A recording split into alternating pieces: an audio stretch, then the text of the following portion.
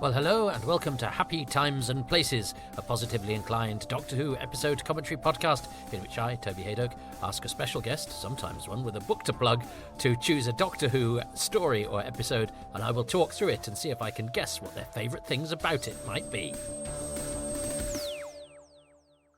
Hello, my name is John Higgs. I'm a writer. I'm an author of quite a few books now on things like William Blake and the KLF and the Beatles and James Bond. But really, I'm speaking to you because my latest book is called Exterminate, Regenerate, the story of Doctor Who. And having to choose an episode for Toby it's hard, but I think Amy's choice has to be the one. It's such a brilliant and special episode in ways that I'm not about to say now, but we'll be back later to talk about.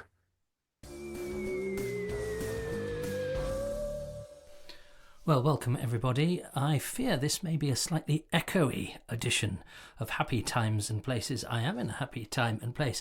I'm in my brand new sound booth that I've built for various reasons, too tedious to go into because they're largely practical. But so whilst it is much better than the lash-up, the very Doctor Who-y lash-up I've previously inhabited for such broadcasts, because if you weren't aware, during the pandemic, what I did was I inverted my DVD shelves. I lined them with sponge and created a sort of cupboard of joy that the BBC said, but that's an amazing studio you've got in your home. No, it's not really a studio; it's just my DVD collection, but backwards. And so I've been broadcasting from there ever since. But I've decided to go the whole hog now and build a studio in a different part of the house, because frankly, where it is, well, I suppose what will now be my old corner. Is not practical if anybody's about. I can't do any recording, so here I will be exiled to a particular not to a particular time. I'll be exiled to a particular space so that I can record at any old time. However, you're thinking, but hang on, it sounds a bit peculiar, this new place. It's because it's not finished.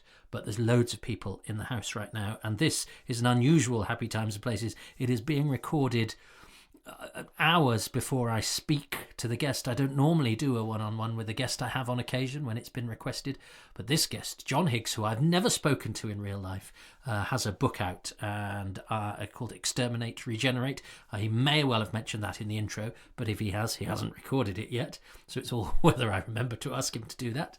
But it's nice to give people who've undergone some hard work, who've been involved in some endeavour on the behalf of the world of Doctor Who, and John's book is excellent, to tie in a plug, because we can't just have a blatant advert, can we? So he's going to advertise his book whilst telling me his 5 favourite things about his Doctor Who episode of choice. And choice it is. This is a story that was choice by name and choice by nature. It was 15 years ago as I record this. It was a month short of 15 years ago, almost exactly. And I mean, gosh, when I was watching The Five Doctors, which I think of as, a formative time. I've been watching Doctor Who a long time, but The Five Doctors is kind of an anchor for me. This is the equivalent of the Dominator, something like that. So when I was watching The Five Doctors, the Space Pirates was more recent than Amy's Choices to where I'm talking to you from now, which I find extraordinary. And I've never even seen the Space Pirates. In fact, the idea of watching the Space Pirates could only manifest itself in some kind of crazy fever dream. But a fever dream is what this story is. Amy's Choice, not a story I've seen for a while. I seem to recall quite enjoying it. Well, we might talk about that when we get to it, the circumstances under which I watched or did not watch this the first time around. So yes, hopefully you'll have heard from John. I will watch the episode and choose my 5 favourite things, and then we will jump forward to a Zoom call I'm going to have with John later. Hasn't happened yet, so I'm all in the dark. Now that doesn't matter because I never listen to people's choices beforehand, but at least I have them in my presence, so that when I've watched the episode I can press play on what they've sent and hear it unfold in front of my ears. But I've got to, obviously, to play fair, I've got to record my 5 favourite things before I speak to John, because otherwise he might go, I chose that blade of grass. So I was like, well, what a coincidence, so did I. So here I am in my quite echoey, apologies for the echo. Future broadcasts won't be quite so echoey, but I'm doing this one under slightly strange and jerry-built circumstances. But it's all part of the process. So I am going to press play on Amy's choice. First broadcast nearly 15 years, which seems impossible, before I record this in 2025. This was broadcast at 6:25 p.m. on the 15th of May 2010. Would you believe that? I certainly wouldn't, because I think of this as being new who. And well, let's see if time has buffered its shine or dulled its luster. I don't know if that's a mixed metaphor or not, but I don't care. And we will press play in 3, 2, 1. Well, automatically I like the feel of this, the lovely sort of pastoral music, this beautiful, I do love the English countryside. I am from there, and it's odd, isn't it? Because Doctor Who is often set in a buzzy metropolis, and an urban setting for Doctor Who is a hugely helpful thing. Cybermen, St Paul's Cathedral, Daleks in front of the Houses of Parliament.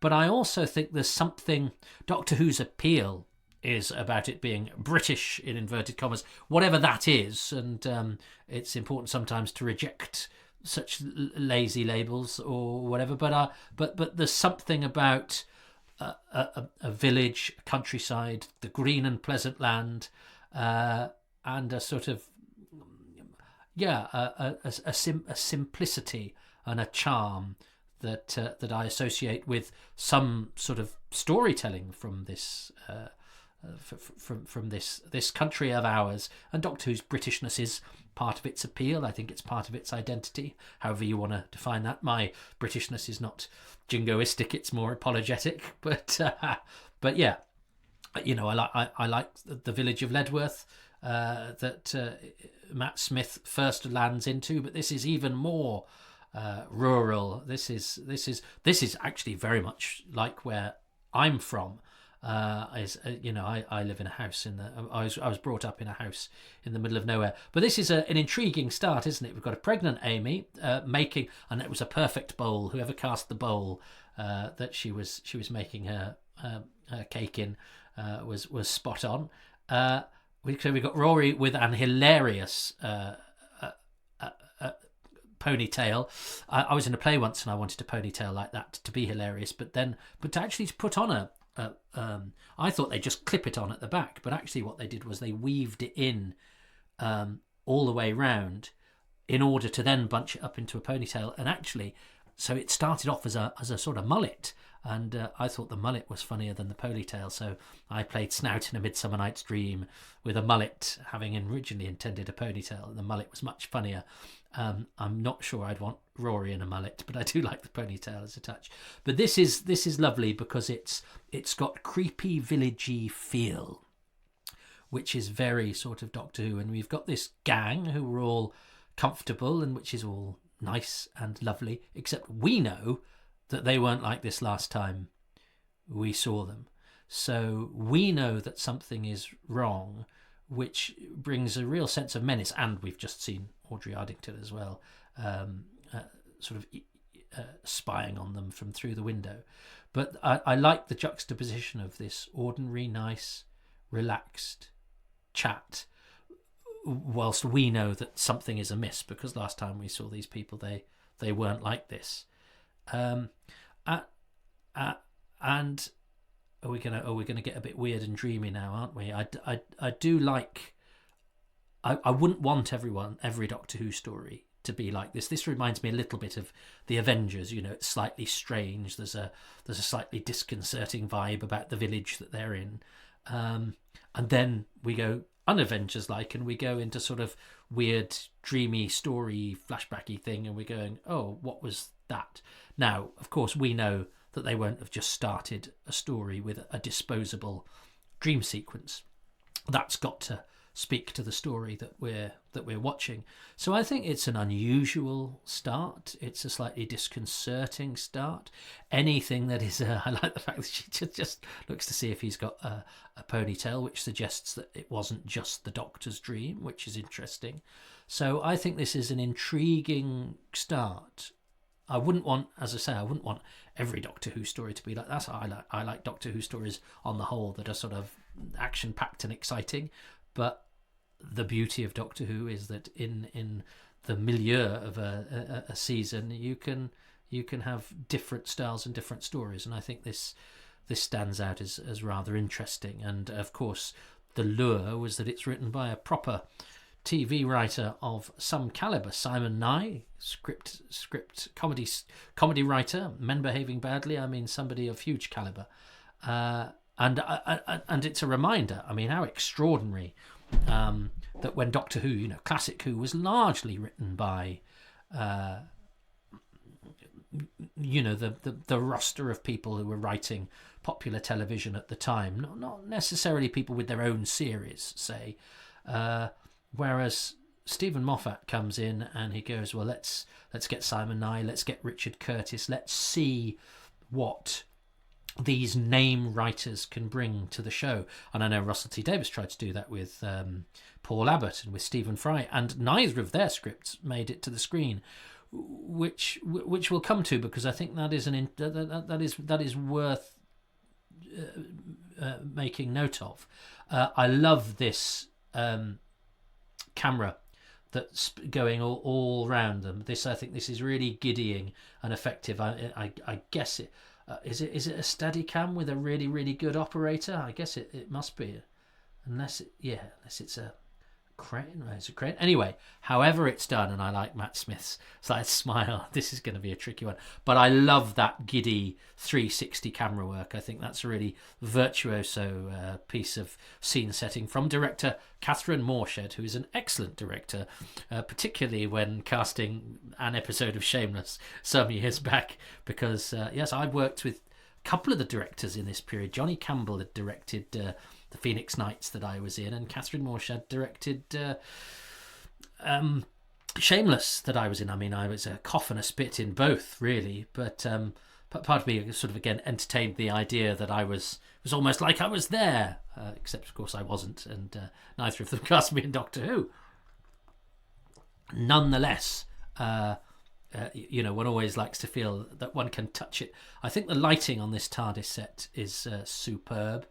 I love Matt Smith's sort of overgrown child thing. He's really, really good, isn't he? I do love Matt Smith. I think he's really Doctor Who-y. Now, bear in mind, I haven't seen this for ages. I haven't had time to prepare. Sometimes, if it's an episode I'm not too familiar with, I will rewatch in advance. But I do not have the time at the moment, because as well as John Higgs having his book, I am editing the typeset version of my book on the Quatermass Experiment, which is out on May the 12th from 10 Acre Films. So I'm going to take you back to 2010, when I should have watched this when it went out. It was the first episode, I think, of this season that I could not watch on broadcast. Now, can you think of a time when, oh, look at this, the TARDIS is dark, and it's I think this is really great use of light and sound. Having the bird song within the TARDIS is fantastic, and I sometimes think dreamy stuff, especially if somebody's on a holodeck or it keeps going, when things sort of white out and then they find themselves in a different place. All that dream sequency stuff in sci-fi of this type can get a bit sort of tedious, but I think this is done really well. I think Catherine Morshed really juggles very well the sort of leaps of time and place, because sometimes I think you can disengage as well when it's a dream sequence. There have to be consequences to the real world as we understand it from dreams, and I think Doctor Who going into dreams is the great stuff that Doctor Who stories should be doing. We all have dreams. We all know what dreams are. Dreams can also scare us. I quite often wake up with a start in the morning, or in the middle of the night. I also am. Let's not get into medical diagnoses, but I've been forgetting to breathe, and I sometimes wake myself up with a big breath. But let's not get into that right now. This isn't a medical. This isn't a medical podcast. I do also love the central premise here of scary old people, and I understand that some might object and say, "Oh, we don't want to make grandparents scary," but there's something so sort of deliberately that the coziness is twisted on its head in such a sort of charmingly daft way that I don't think, it's not like they're grandparents that or old people that become, the scariest of Doctor Who monsters. There is a sort of slight comic sensibility about this comedy horror, because I think we're currently, as I'm recording this, undergoing a bit of a debate about whether a cat you never saw should be zapped off screen in a comic way in a Doctor Who. And I think, you get to the point where you don't do anything because there will always be somebody who will be upset by it. So you have to sort of be asked to be given the benefit of the doubt and go, we're obviously not advocating cat violence in the same way as this is obviously not setting up to seriously make old people scary, except in a way that is containable, and Doctor Who has to be scary in a containable way. And I think, again, I'm slightly reminded of the Avengers. The old people as baddies is to me a brilliant use of Doctor Who's possibilities to be strange, to twist the familiar and put a spooky twist on it. But it's also quite funny as well. Marauding pensioners, I think, is a hilarious idea. And here we have Toby Jones, who they did a trailer, I think, didn't they? Which was the first time that we saw Toby Jones and Bill Nye and James Corden, I think, popping up, and you kind of went, "Oh, this is this season. They're aiming high." It's I think when Doctor Who came back, there was a bit of a frisson about it, although I think it probably needed to establish itself before certain actors would have agreed to appear in it. But it still got people like Zoe Wanamaker, Richard Wilson playing quite a small part. But now it had been around for a while. They didn't take their feet off the accelerator in terms of getting A-list talent. And Toby Jones went from being that guy that I always felt a bit of a kinship with because he's called Toby, but he was that sort of that guy who was bubbling under the surface, being brilliant, but perhaps not hugely well known, to now being the guy who's everywhere and in everything, but deservedly so. He's excellent. I wish his dad had been in Doctor Who. Freddie Jones, a wonderful actor, great in The Elephant Man, but Toby Jones. In fact, I've worked with Toby Jones under similar circumstances to this. During the plague, I was in a play called Killer by Dan Rebelato, and I was the killer, and had some fantastic scenes with Toby Jones. Even though we've never met, we were on a Zoom call together, and he was recording under a duvet. I think he had dinosaur duvet. I think it must have been his kids or the spare room or whatever. But he had some dinosaur-y duvet under which, this is the technology on which Radio 3... So yeah, I'm apologising for my echo. I've done Radio 3 plays with a man under a duvet.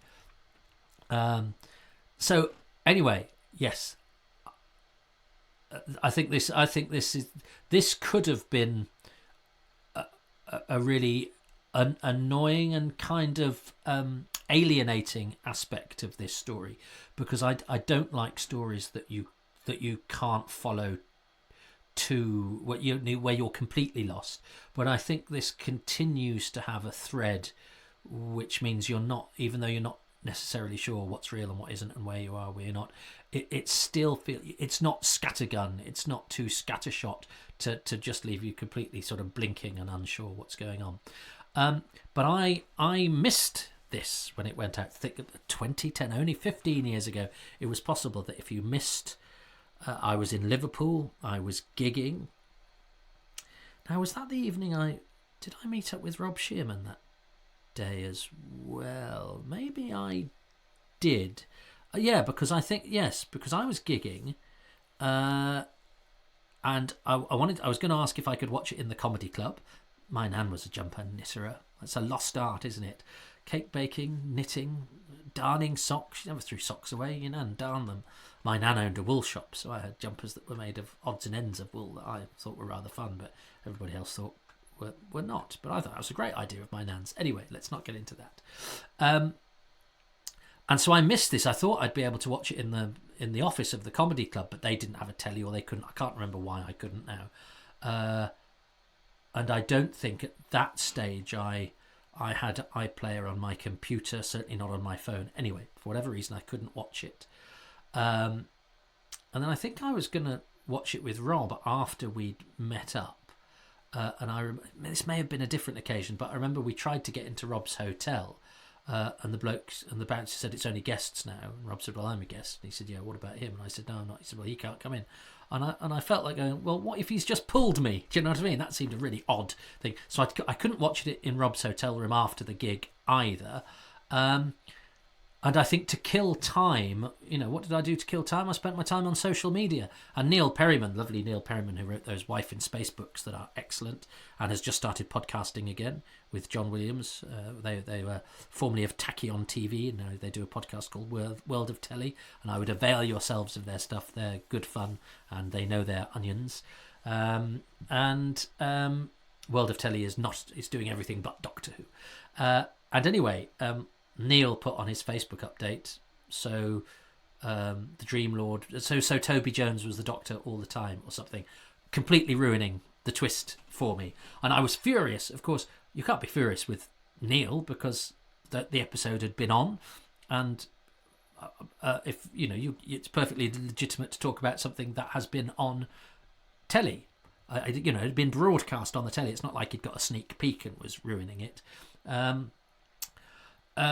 But I was still annoyed. It didn't stop me from being annoyed because of the only place you would go to in those days to distract yourself if you couldn't watch what was on the telly was on social media. And of course, it was a minefield. Social media is still a minefield, but I think we're slightly better at the rules. If you don't watch something when it goes out, you kind of know to avoid certain feeds or certain friends or whatever. But it means that I'm never quite, I think, appreciated this story in the way that I should, because the twist was given away to me before I'd even seen it. Now, looking at it now, I mean, he comes on wearing the bow tie, just he comes on looking like the Doctor. So there are clues there, but even so, because I was cognizant of going, oh well, I know who that is, I know what the twist's going to be. It means I never quite approached it, perhaps in the way that the makers would have wanted me to. I love the egg whisk. I'm really big on, and this house that I'm in at the moment has absolute nonsense pouring out of every cupboard drawer. I do totally identify with a Time Lord who has crap everywhere and in places that you don't expect. In fact, we have a friend who's helping us today around the house just get some things sorted, and she keeps finding pairs of glasses of mine. She's like, how many? I've never seen so many pairs of glasses. It's like, oh, I need them everywhere, otherwise I can never find any. Now, how do we feel about the Rory and Amy stuff? I really like Rory. I think Arthur Darvill is extremely likeable and really good at the comedy stuff, and it's a part that with somebody who wasn't as deft and likeable as him would be the annoying, clumsy one, and he's never that. I think he gives Rory a bit of this is a bit like that bit in the Time Monster, isn't it? He's got a corkscrew. But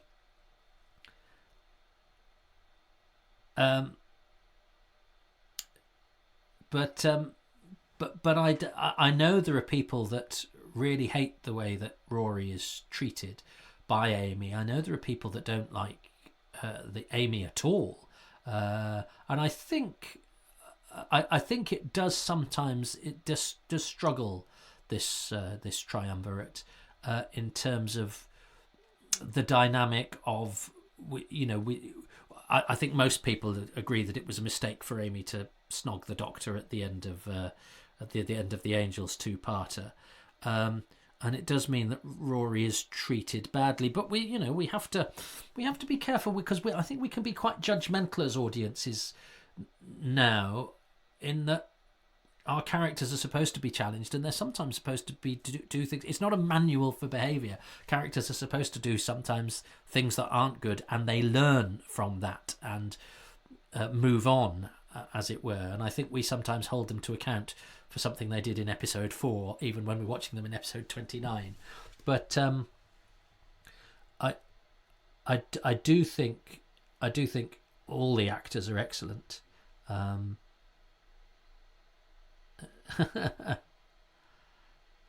Yes, and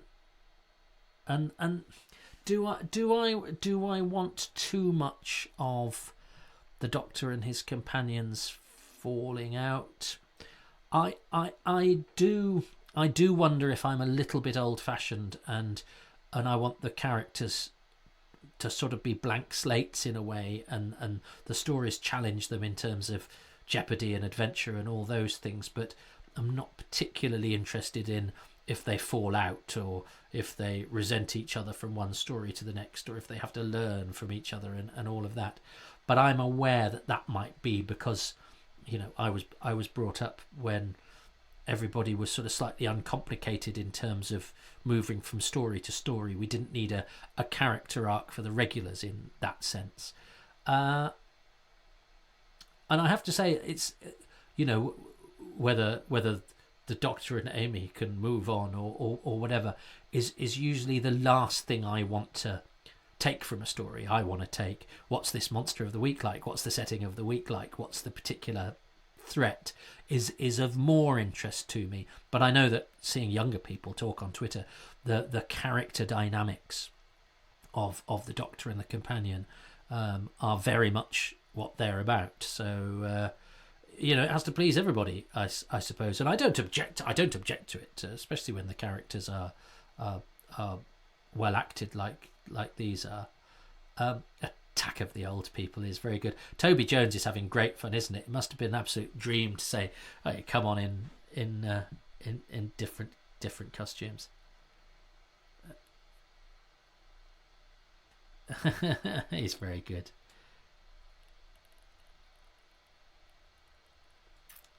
And this he's manipulating them, and this story actually couldn't really work without this dynamic that we have, where poor old Rory feels like he's playing second.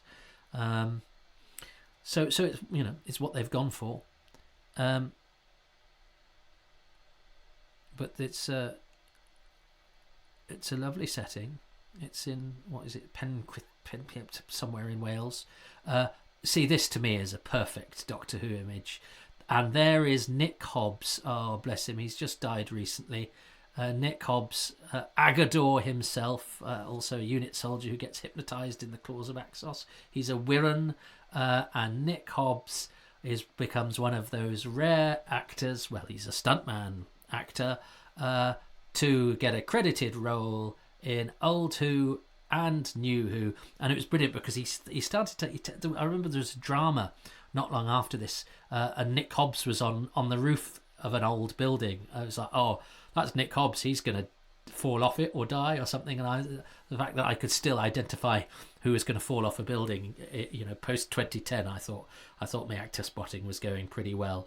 But I think this is a really, I think the pitch, Attack of the Pensioners, is an absolutely cracking idea, because these are scary in Doctor Who ways, but I don't think in a way that is damaging or problematic. And Audrey Addington had, of course, been in Sarah Jane Adventure, Eye of the Gorgon. She is sadly no longer with us, and of course, well, that's I suppose not, and of course, a postman's going to come and get killed. Of course, a story made 15 years ago that has a cast of pensioners. It's going to be. It's not going to be one where that's got a high survival rate 15 years after the event, is it? Now, here's something. I now forgive me. I'm going to be boring now. Oh, there's a change. You will say.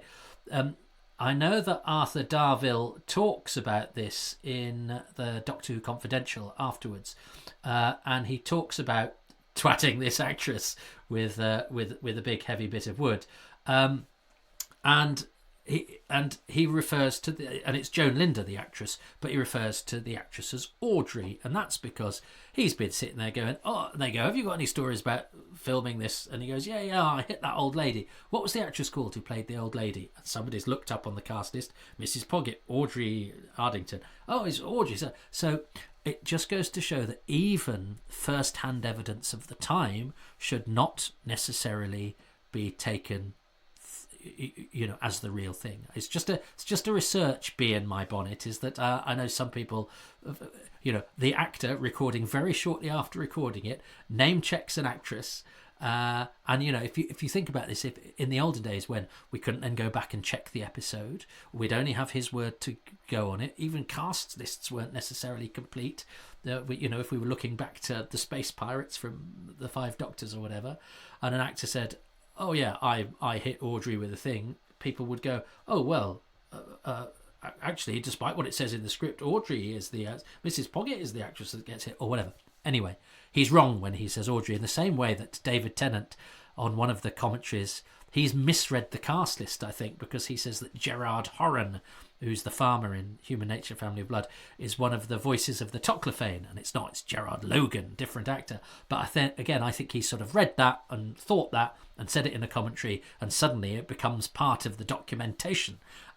So it just goes to show that check everything, even something which should be the most reliable, which is an actor talking about something that happened really, really recently. But that's just two examples that say, no, go back to before the source, before you're definitive about anything.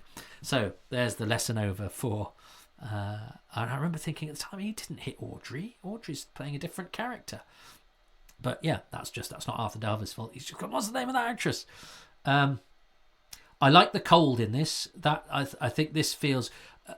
I think it's an unusual kind of piece of jeopardy. I think there's something about the TARDIS with the power off that makes them seem a little bit vulnerable. And of course, we've had the setup of the ice planet and all of that. But it reminds you a bit of those stories of adventure, that weren't learned at school. Captain Scott or whoever, they're sort of cut off and they're at prey from something as simple as the elements. But that reminds me a bit of old Doctor Who in a way, where the environment itself is enough to get you now. It's enough to get you because reality is being manipulated. But and that's a beautiful effect as well. I think I like that. I like that white planet. I think that looks really funky.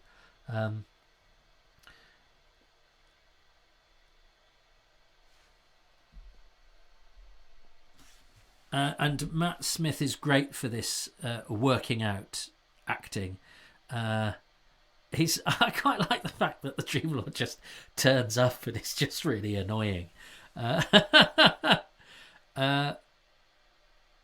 I think it's, again, you need a really, really good actor to do it. And he's brilliant. I mean, again, we've got Simon Nye, Richard Curtis, we've got Bill Nye, we've got Toby Jones. This is a series that is really aiming high. And even though this is, I don't think this, will necessarily ever be, held up as a classic of the season. And I don't know why. Maybe it's because it feels a little low stakes, and maybe the domestic setting is perhaps a tad too domestic. I don't know, but then again, Doctor Who is really effective when it juxtaposes the domestic with the terrifying. And I think a boarded up house with psychotic old people smashing through the windows is a wonderful, scary skewing of reality.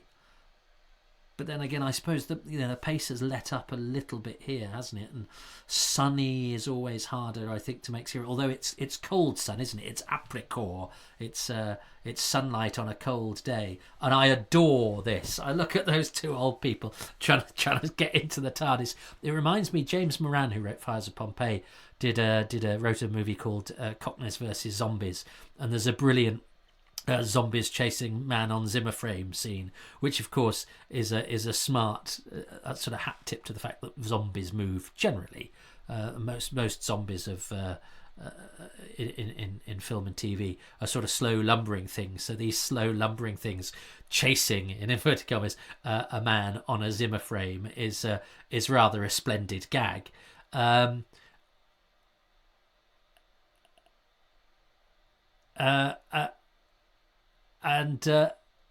so, you know, and Doctor Who is actually littered with lumbering monsters. So the fact that the reason that the baddies lumber is because they're all pensioners is brilliant. That was Nick Hobbs again getting thrown to the floor. That's what happens when you got a stuntman. And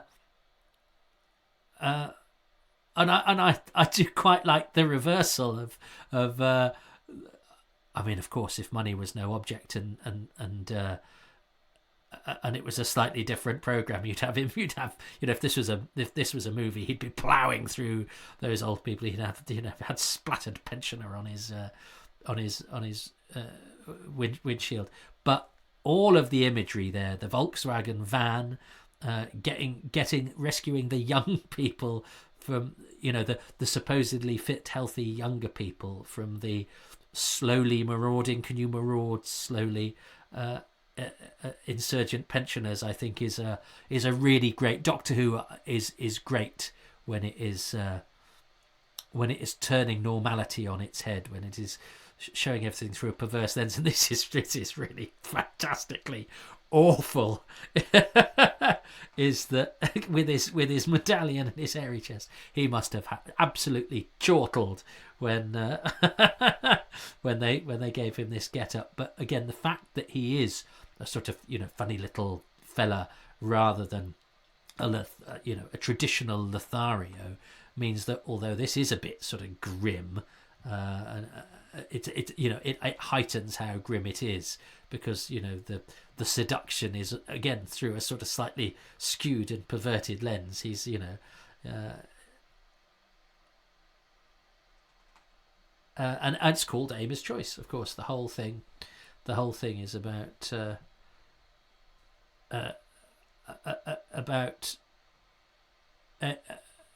Amy having that, and that's sort of what Doctor, you know, and I like the jeopardy of that, in that I think sometimes with the fact that Doctor Who returns to Earth and the companions keep in touch with their family and all of that, in old Doctor Who, the companions usually traded in the life of adventure because it was dangerous, because it meant they weren't in touch with home, and in doing so they've gave up their life among the stars.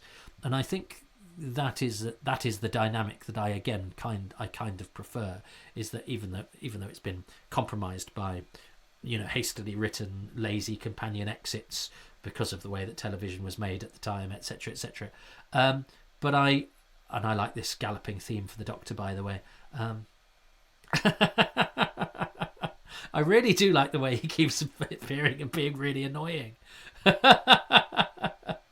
That he doesn't have to actually sort of draw a gun or attack you, you know, have a physical confrontation. He's just there. He's like that sort of voice in your head that's, you know, slowing you down or making you make the wrong choice, or you know, and I think that's something that speaks to all of us. That's brilliant. I love that.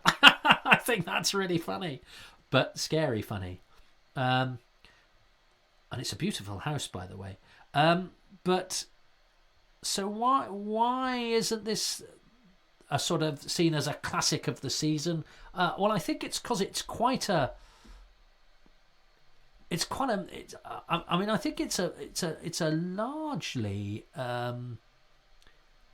You know, it's a fairly consistent season. I think, you know, we have the Silurian two-parter next, which is your more traditional story fed through an idiot generator. I don't think it's very well written, but I suppose it's because Vincent and the Doctor and the Lodger, and yeah, that it's got a fair number of sort of slightly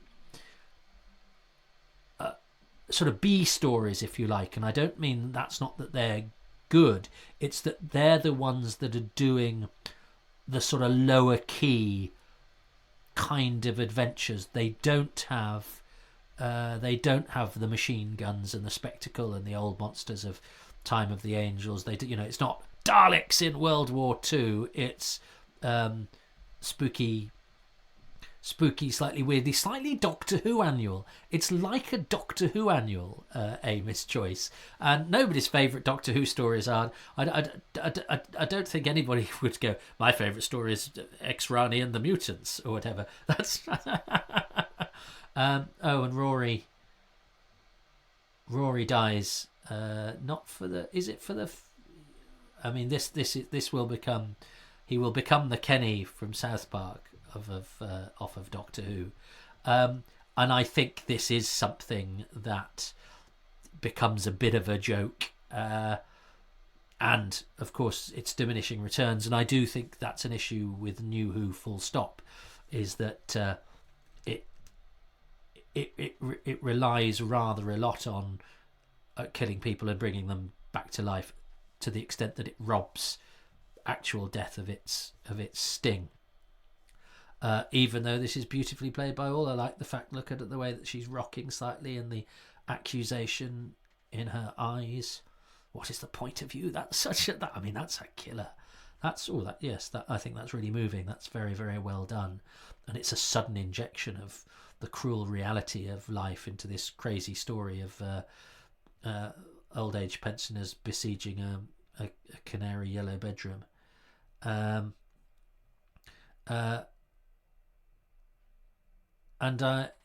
this is this is a head fuck, isn't it?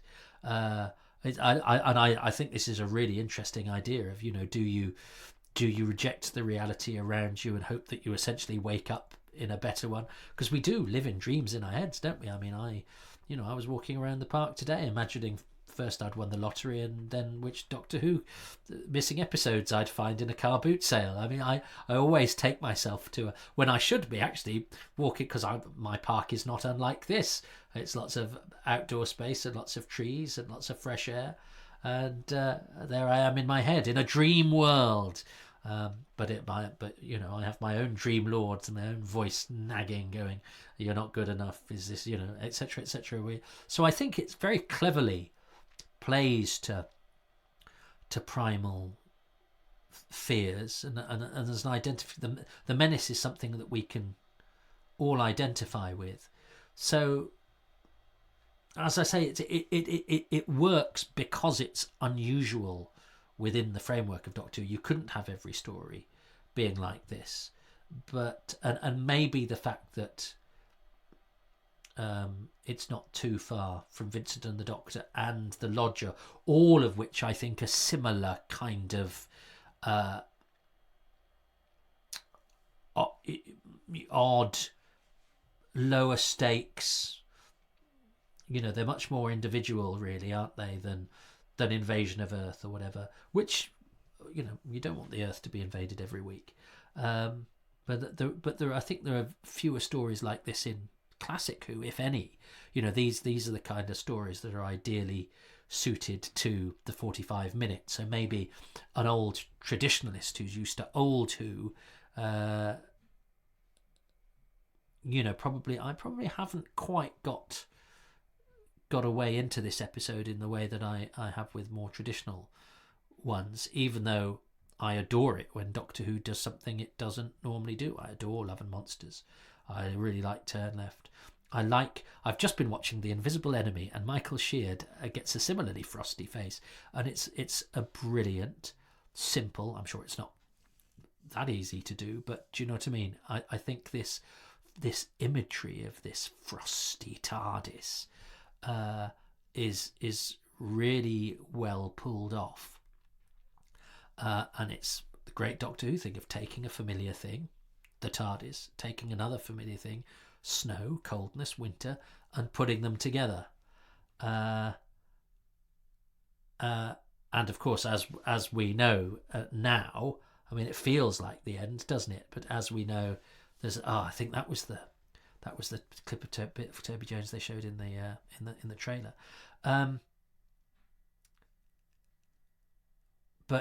But yes, having the TARDIS all covered in frost and snow, I think is a brilliant visual, and they act this really well. And I love the frost on the face. And Amy's choice is Rory. Of course it is, because the whole point about the Doctor is that the Doctor is, even though the Doctor is a hero and solves all the problems and saves the universe, the Doctor is slightly a step away from us. We can't marry the Doctor. That's a great. That's a great twist, because we think they've really wound the story down. You think it's going to end, but of course the Doctor is one step ahead, and the final twist is that the dream, that they would be trapped in the dream. And I think the consistency of the abstract, if that's not a contradiction, if that's not if I haven't created my own linguistic paradox, there is really works, because again I think when you're telling dream stories, they can get a bit annoying, because there are no rules. I actually think the internal logic of this is pretty hot, which is good, because you have to have that. Otherwise, it's just like watching an episode where they all wake up in the shower at the end. They make a virtue of the dreamy, but they don't use it to cheat. So I think I think it's a really smart. I think it's a really smart adventure, and very nicely directed. Beautiful use of the TARDIS set. Feeds on everything dark in you, gives it a voice, turns it against you. I do think there's something about that. I think we're often our worst enemy is the voice in our own head.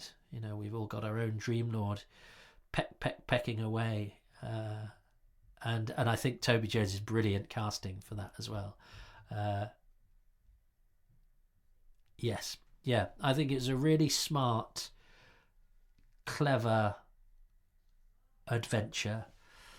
I wonder why it doesn't. Why it's not one I go back to an awful lot. I wonder if it's because much as I appreciate the marauding old people, it doesn't quite have that sense of danger, because we don't know the danger is the danger until we realise that how close the dream has got us to actual danger. So I suppose we always feel slightly removed from the immediacy of death, even though you had that death scene of Rory, because they've said but it's a dream. So you sort of go, well, he's we'll probably be able to reverse this. So it's hard when you're doing a story about dreams, because you kind of know that the reset button isn't too far away, or that it's built into it that that you can't necessarily trust what is going on in front of your eyes, which is a get out for the writer.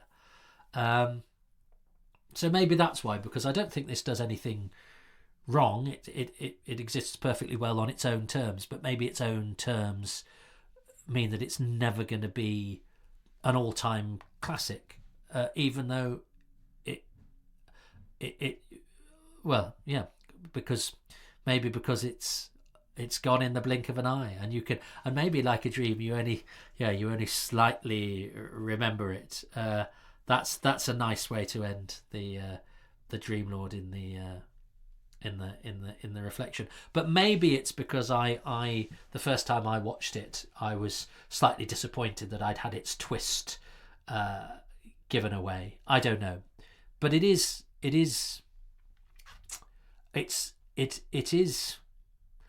like a funny sort of Doctor Who annual interlude to me, rather than a fully formed episode. Even though it doesn't do anything wrong, it's well written, it's well acted, it's got beautiful imagery, really well directed.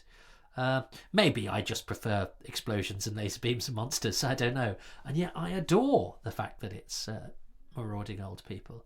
And there's the return of the Silurians next week. Miss Nick Hobbs. Ah.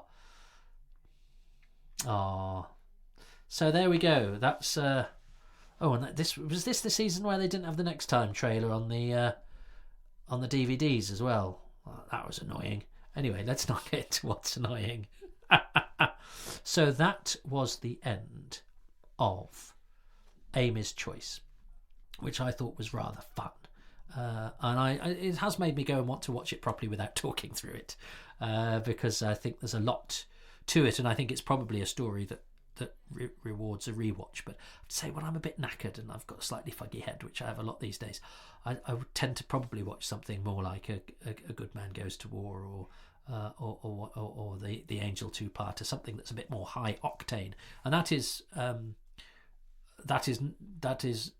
not to those episodes' credit, and certainly not to mine, and certainly not to point to any shortcomings on behalf of Amy's Choice. Amy's Choice is exactly what it wants to be and needs to be, and it gets its spooks from oddness and dissonance and strangeness and subversion of reality, and that's a really good and legitimate and interesting way of telling a Doctor Who story. So what are we gonna go for as my 5 favourite things? Well, my favourite thing about it is the wheeze, it's marauding old people, all that imagery of the old people smashing through windows and sort of storming about on those infrared.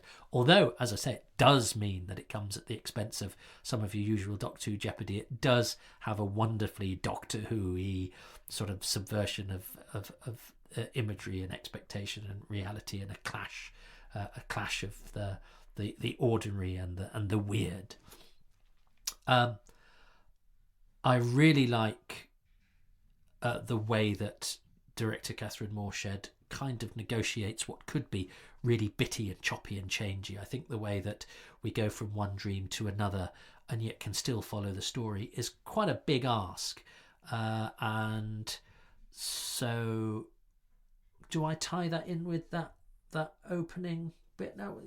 Because I really like that 360 before the opening titles, and then Matt Smith doing a sort of smile as if to say, oh, it's going to be biggie. Does that tie in with what Catherine Morshed's doing with the no, because I think it's an important individual point, that the fact that it's so choppy and changey and we can't trust what's happening means it could be an absolute mess, and I don't think it is. I think all of that flows very, very nicely, and the way we segue from one scene to another is really well done. I do also like, so that's my number 2. The third thing is I do love that pre-titles. I love that 360 camera. I think that's a really virtuoso way of setting up the sort of slight giddiness and oddness. Toby Jones, I think you have to. I love the Dream Lord. If I had to pick up one moment, it's when he's got his dressing gown on and his medallion. But I think he's a really good villain. I love the way he just pops up to be annoying, and the fact that he turns out to be a mirror of the Doctor. The fact that your inner monologue is a sort of perverse version of yourself, I think is fantastic. And then the final thing is, I really do. I like the country setting. No, I didn't. I do like the country setting, but I do think that that's maybe part of why the episode doesn't seem like the classic that it is, because I think the countryside is itself already a little bit odd. Whereas if it was a bit more urban, well, no, but it wouldn't be the same. It wouldn't be as good. I don't know, but I'm not going to choose the country, because much as I love the country and I think it's a good setting for Doctor Who, I think it probably needs to be augmented with a few more bells and whistles to be to be a complete contrast to its sedateness, if you like. So I'm going to choose the ice. I love the well, and actually the way that they use the TARDIS. I sometimes get a bit bored with stories that spend a lot of time in the TARDIS. I rather prefer the TARDIS to drop us in a new place with new characters, and that's what Doctor Who is about.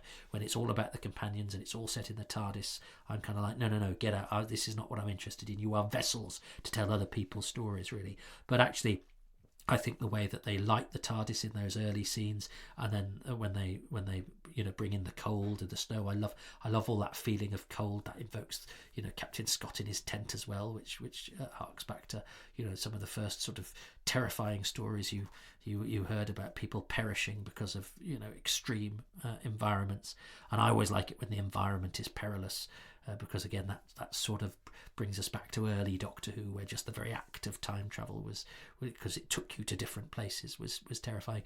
But it's a great visual with the ice on the face, and I love the fact that it's reminded me of The Invisible Enemy, which I've recently watched as well, where the same happens to Michael Sheard. It's a beautiful thing. It's a simple thing of just somebody slightly frozen on the face. Cold breath as well. That's very hard to do in the studio. But I really got the sense of cold, and the sense that that ties in with dreams as well, that they might be dropping off to their doom. So yeah, the cold iciness and the way that the TARDIS is stops being a haven of safety. So they're my 5 favourite things, and shortly I will be getting in touch with John Higgs via Zoom, and I will be getting from the Higgs's mouth what his 5 favourite things are about Amy's Choice. Well, it's the future. We are here now. I was recording that this morning, and now it's this afternoon, and now I'm face to face. Unusually for Happy Times and Places, I am face to face with my guests. So I think before we get on to Amy's Choice, John, we've been chatting back and forth because you've got this book out that you mentioned at the top.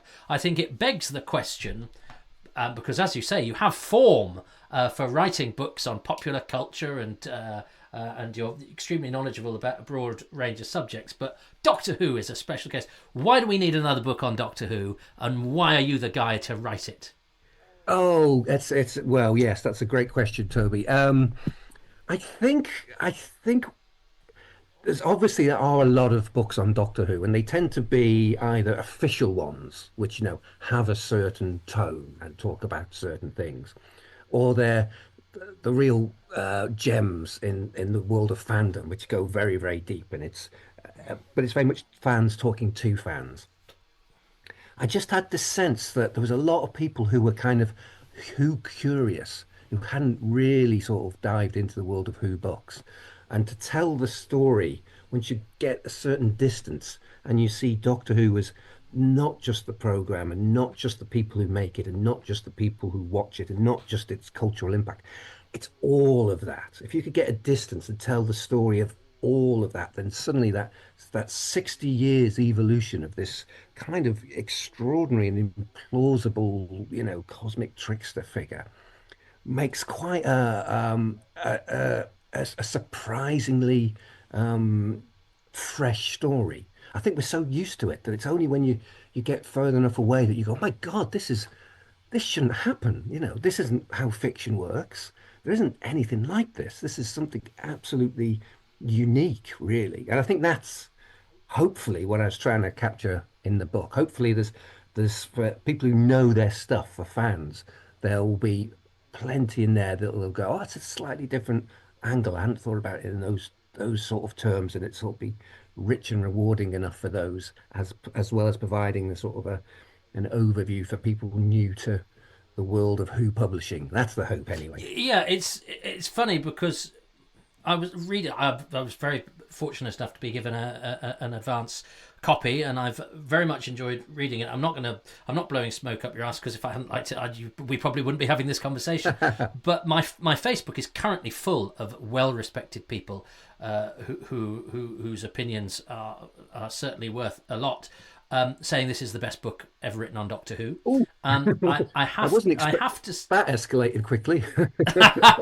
Well, and I have to say, I always say, when I see a comedian do a joke that is so obvious and so good a joke that I didn't think of it. Yeah. So it's actually not that obvious. But as soon as they say it, you go, oh, I think that. Yeah. Why didn't I think of that joke? Reading this book, I was going, why hasn't a book been written like this before? Because it seems obvious. It's telling the story of Doctor Who, but as you say, it's not. It's not a private conversation Mm. that only a small number of gonks who know who Christopher Barry is will Mm. understand. But also, a lot of Doctor Who writing can be very parochial, where they've never heard of an actor apart from the fact they might have been in Blake Seven as well or Yeah. whatever. You take in a lot of the wider cultural stuff. You've obviously read interviews with people who worked with some of the people. So when you're talking about William Hartnell and what his character was like and how that might have impacted on some of the stuff that was going on screen. Well, you do that with everybody. Yeah. Yeah. You're looking at the pressures beyond the anecdotes that have emerged from TV Centre Studio 6 or whatever. So you've got a blank canvas. Mm. You've obviously decided to look further out than just concentrating on what goes on between the script editor and the producer and the director and the writer and what we see on television. Mm. So where did you draw the line, and how did you negotiate what could have been really sprawling but actually tells the tale? I mean, you cover a lot of ground, Yeah, it does. but But I mean, it's yeah, a lot of it is deciding what not to cover as much as what to cover. I mean, I didn't sort of write about unit dating or something like that no. because it's been said, and I sort of have nothing more to add that sort of thing. But what does interest me is the way that the character behaves and grows and changes and evolves by just this constant stream of writers and actors and directors and producers sort of giving part of themselves to it and imprinting part of their own personality onto this sort of, it's not a blank slate, but this character which then outlives them, and that part of them becomes, immortal as it is. I think it's something to do with the way that there wasn't one particular individual who created this character, who had the vision in the way that like Ian Fleming created James Bond, or J.K. Rowling created Harry Potter, or Arthur Conan Doyle created Sherlock Holmes, something like that. And because it didn't have a creator who sat down and said, this is what the character is, and therefore this is what the character isn't. It's people being able to pass the character from writer to showrunner to showrunner, all of whom who felt free to you know do what they wanted to with it. There wasn't a sort of in the way that when people write James Bond books who aren't Ian Fleming, or the Sherlock Holmes books written who aren't Arthur Conan Doyle. They're often great, but they're not. They have a lesser stature. They're sort of outside the canon. Whoever's writing for Doctor Who is writing for Doctor Who. They can make the character evolve in any way, and so it is kind of unique, and it is able to map itself to the changing culture in a way that few other characters can. And I guess I think it's more than that. I think it's the way that it impacts on people in a way that they can't really explain and never really get over. I think I've been thinking a lot about people uh, who aren't into the program now. And that's normal, when a long running program, you sort of drift in and then you drift out, maybe EastEnders, or Have I Got News for You. It's not a big deal if you're watching it or you're not watching it, you just sort of drift away. And people who feel that, oh, this version of the program isn't for me, they can't kind of drift away. They're sort of still desperately engaged with it, even in an angry, sort of critical way. It becomes part of us. It's like, when people talk about football teams, they talk about we. It's we lost. It's not like they lost, it's we lost. It becomes part of our identity. There's in our lives, there's friends and family and colleagues, and also fictional characters. And they're not real, but they're not nothing. They do matter. And ones that have been in our lives for decades really do matter. And I kind of just wanted to write a book in support of that, really, in support of the idea that these fictional characters in our lives are worthy of attention, are worthy of a biography type book like this, are worthy of study. So to answer your original question, I've got no idea why no one has written a book like this before. It seems so obvious to me. Well, and let's you know make sure that people don't think that what they're getting is Doctor Who, the unfolding text, which I remember finding at my university library Yes. and thinking, oh, this is the clever book about Doctor Who, and it's largely impenetrable. I think the gift Yeah. that you have is that it's accessible to. I like to think I know a fair bit about Doctor Who, Mm. but even if I was reading about something I was very familiar with, it's not only your perspective as well, but you've written it's written it's cultural history that's really engaging. You're not there to show off how much you've read or to baffle us with comparisons and juxtapositions. It's a very accessible and enjoyably written piece. Thank you. Yeah, So that's what it yeah, should so be, it's really, shouldn't it? It yeah, we're should not we're speak not on that wading through level. footnotes and things like that. It's you quote your sources because Mm. it's a fastidious piece of work, but it's not it's not a Brussels sprout of a book. You're not having to chomp through it to get the goodness. Do you know Um, what's shocking to me is I've had people who read the book in a day, right?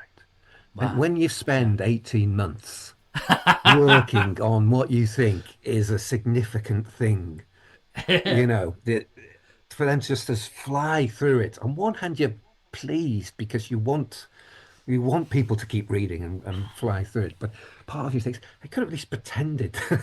Yes, savor it, savor it. It's like if you cook somebody a meal, you don't want to just Yeah, wolf it down. absolutely. Absolutely. Took me a week to do the audiobook, for heaven's sake.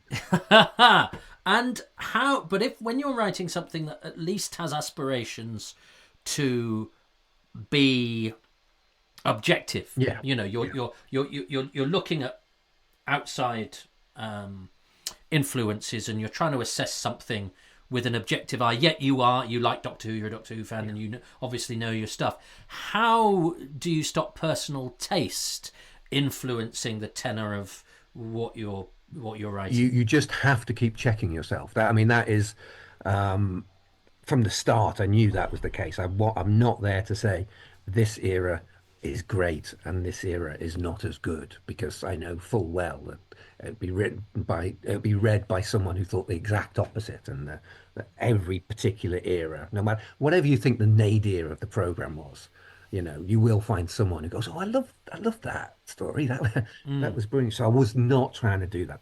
I wasn't trying to hide the fact that I do love Doctor Who. I didn't think I'd be able to hide that. The fact that I was writing the book is kind of a clue, that I thought it Yes. was worthy Well, of that. So I th- think there's a lot of love in there. But there's a lot of people that spend a lot of time writing about Doctor Who who don't like it very much. But that I think brings me to the other thing because I mean a lot of the you can't avoid it on the web even now. And I was sort of thinking, oh God, what's wrong with these people? But then I remember me back in season 25. I mean, I hated the Happiness Patrol. I thought it was the worst thing yeah, ever done to Doctor Who. Now I absolutely adore I it, know. and I've got this strange theory that Doctor Who is always better in retrospect, and we have this weird thing of nostalgia. It is. It's That because how I said earlier, it's part of our identities. It's part of us. And when a football team's part of your identity, you're nervous about whether they're going to win or lose, and if they're going to the bad patch, and you feel that reflects badly on you. When the thing that is part of you is a quite mad, not sort of children's program, but made on a helpful budget by people who are often maniacs. There's a lot of danger. There's a lot of fear that you're going to be ashamed or embarrassed of a bad episode. And so it's this thing where Who fans watch a new episode with anxiety rather than sort of joy.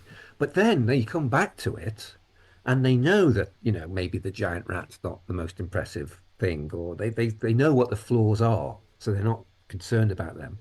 And then they start to see everything else that they loved about that, the story, all the good stuff they start to see. And then they go back again and the embarrassing thing is part of the charm. We love the giant rat now. It's we're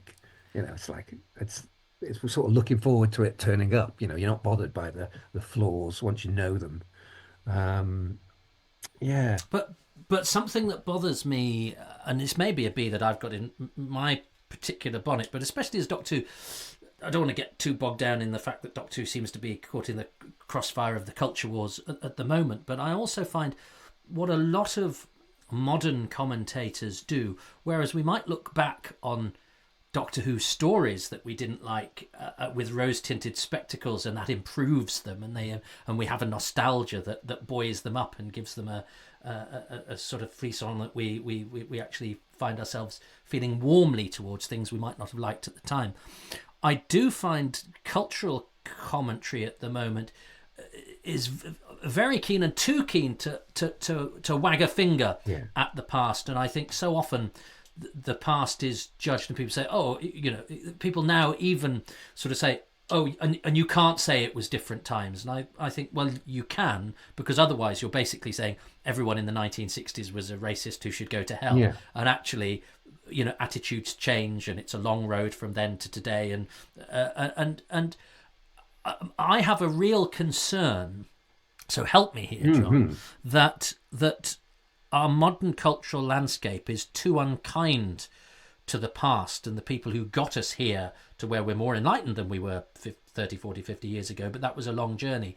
And that and that all too often it's easy to look at old Doctor Who and just write all of the people off. And I find this happening too often in the way that the show's past is assessed on a sort of moral level, if you like. Yeah, it's a tricky one because what we're seeing when you look at, a 60-year fiction, and I'm thinking of James Bond as well, because I've written about the last 60 years of James Bond, is you're seeing actual change playing out in society, not sort of theoretical sort of change or discourse or anything like that. But James Bond to work has to sort of reflect, how a man would sort of dream of being, the desire for this, this fantastical other life, and that change has changed so much, certainly since Ian Fleming was writing, but even by the time you get to Roger Moore, what you're seeing is people changing and culture changing. And it's never going to be, fast enough, or it's always going to be messy, and it's never going to be sort of perfect. But it's real cultural change. It's real shifting attitudes. Um, and they're recorded in long-running media like Doctor Who, like James Bond, in a way that they're kind of invisible otherwise, and it's hard to sort of see. So it's really helpful. I think an important part that made me think of writing this story was when I did the marathon, which was ahead of the 50th. I think where were we? It was a couple of years before, but I thought I can start with an unearthly child and watch all the way through to get to the 50th anniversary in time. And I cannot recommend enough to people, if they haven't done the marathon yet, at some point do the marathon, because your understanding of the yes, the program, but also, the wider world is expanded massively by just seeing it shift and change in real time. Um, so yeah, in a way, I'm really glad we've got this record of how we used to think and how we used to be. And of course, it's not what we'd want now, because the whole point is we're moving forward and we're improving. And so by definition, it should be, terrible in the past. Yeah. But yes, if that's all you can see, though, you're missing out. And also, I think it lets us off the hook a little bit. It gives us the credit for stuff that we have no right to take the credit for, Oh yeah, I because mean, the reason we're here is actually because of those people who went before us and but drew the map, as it were. absolutely. And maybe in 30 years' time, they'll be looking back at us and go, my God, they were eating meat and they were buying Well, SUVs and things like that. What's the they matter with they them? will they will be, which is why I always caution against sanctimony, Yeah, because yeah. you do not know what, when you look back in 30 years time, the things we do now that people will have realized we shouldn't have been doing anyway. Mm. What I mean, it shocked me. We're talking about the whole 60. When I came to do Amy's Choice this afternoon, that is 15 years old next month. I don't know No, how it's on not. earth we got. I know it's terrifying, No, isn't it? not having that. All our yesterdays have led the way. And you'd when we sort of back and forth, you'd said you'd quite fancied The Christmas Carol or Yeah, Greatest Show in the Galaxy, but yeah. they both gone, unfortunately. So you happened upon Amy's Choice. So without giving me your choices yet, what are the circumstances with which you saw and fell in love with Amy's Choice? Oh, I mean, it's hard to talk about without going into the specifics that I've Okay. got listed here, but I certainly that season five was phenomenal, really, Mm. wasn't it? It was completely fresh. It felt new. It was a clear vision of a new way for Doctor Who to be that it hadn't been like before, and yet it was also at the same time exactly what Doctor Who was. Um, it stands up so well, season five, I think. It was a big ask, wasn't it? Because it's the first episode of that season, is the first one with an entirely new Yeah, lineup, isn't it? yeah, absolutely. And so it had to be recognisably the same show, and yet it also had to be doing something And different. and the moment, he just to start with just a conversation between a man who'd fallen from the sky and a little girl, on that sweet little quiet but also totally mythic sort of level, was wonderful, was wonderful. And it always reminds me that, the Moffat years went from that, where the Doctor was the youngest he'd ever been, speaking to a small child, to Capaldi and the new version of the first Doctor, these old men who are about to die and didn't want to regenerate. It's like time's sort of compressed, like thousands of years just took place in those, 7 years of Stephen Moffat's sort of thing. It went from so young to sort of so uh, wise and old and Hmm. sort of thing. It was just a glorious sort of spread. I will, talk more about specific things about Amy's Choice um, when I'm allowed to. Okay, well let's dive in. So what is your first favourite thing about Amy's Choice? Well, the first thing I'll just put it first because it's the one everyone has immediately guessed, and the one you would have definitely have had on your list, and the one I don't think anyone watching would have not chosen, which is Toby Jones as the Dream Lord. Yeah, Because it is. I mean, I would have loved it if the Dream Lord came back every Doctor. Every Doctor had their version of Toby Jones, specifically Toby Jones, but in all the sort of costumes. yeah. Um, Obviously, he's an extraordinary actor, Mm. a very, very powerful actor. But for such all-powerful, scary villain, not going big and booming and the voice of Sutek and not being that sort of overly powerful thing, but just an actor like Toby Jones is so powerful. And I don't quite buy the psychic pollen explanation. By that I mean I do wonder if the Doctor was lying to Amy about that's the reason for the Dream Lord, just as a sort of little excuse. Because he did have the air of someone, this dark side of the Doctor's psyche manifesting, of someone who can't come back. And at the end, where he just goes, "I withdraw for now," he could totally have come back. Well, yeah, I mean that's and it particularly struck. Obviously, this time round when I was watching it, I was having to talk at the same time, which is a hard way to digest it. But I was particularly struck that I don't think I had been the first few times I watched it. Is that he's not a villain in the sense that he's not there with a gun, as you say. He's not shouting, and Toby Jones could have made him threatening, but actually, I think the casting says that he's a funny little man, and to make. So he's actually the nagging voices in your head. He is. That's exactly it. And as somebody who, as I get older, has more and more of those, Yeah. and I think they've probably beset me more than anything else in my life. Actually, those you are your own worst enemy in the sense is that's what it's saying. Because they're cruel as well, aren't they?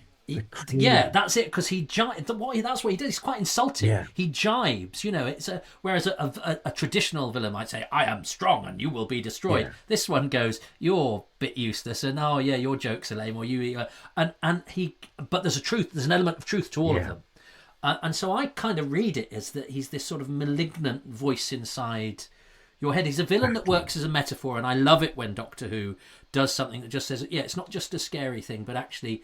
This speaks to something in the same way that a good villain like a statue or a crack in the wall or a gas mask is in terms of imagery stuff that is sort of lying there, it's sort of latent within your psyche or whatever. The fact that you've got somebody there who's chipping away at your confidence and confusing you or making you make the wrong turn because self-doubt makes you go, well, I think it's there, but actually no, I would think that, so I'll go that way. I think it's really clever. Absolutely. Yeah, definitely. I agree with every word of that. And I do wonder if, for all I just dismissed psychic pollen, I do wonder if that could be an explanation for the gods that are turning up now. Because he does seem like a godlike sort of character. Yeah, Just yeah. create worlds and put you in worlds and things like that. It does. He's certainly more from the sort of toy maker kind of realm than he is from where the Naimon come from or whatever, isn't he? Definitely. Yeah. I think God, the notion that gods are part of our psyche that we've just projected out into the world and given agency, sort of works well. So yeah, I mean, it's possible that we can't afford Toby Jones anymore, but He can come back every now and again. so lovely. Well, it shouldn't surprise you that so this is bad news for you, John. Okay. Because if I guess three or more of the same things as you, I win. And I'll just let you know, I have only won, I think, twice in about 100 stories. So so you've got to have done particularly badly for me to win. But I have started on a roll. So Toby Jones, but I think to have not chosen Toby Jones would have been rude. Yeah, absolutely. And I would be very happy for you to win because I like the notion that we're on the same wavelength and we're seeing the same thing. So I'm wishing you on. Okay. Shall I give you the next one?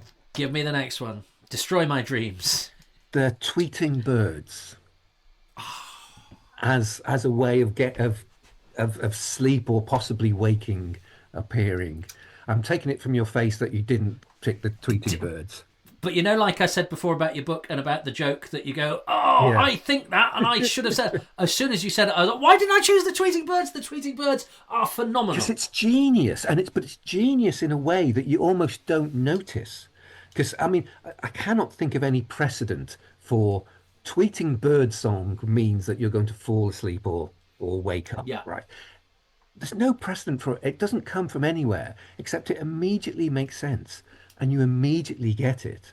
And when you start hearing the tweeting birds, as the program progresses, you get that thrill of, that's the motif. It works so well. It's so original. It doesn't seem to have come from anywhere at all. And it's understated. Yeah. Brilliant. It's absolutely brilliant.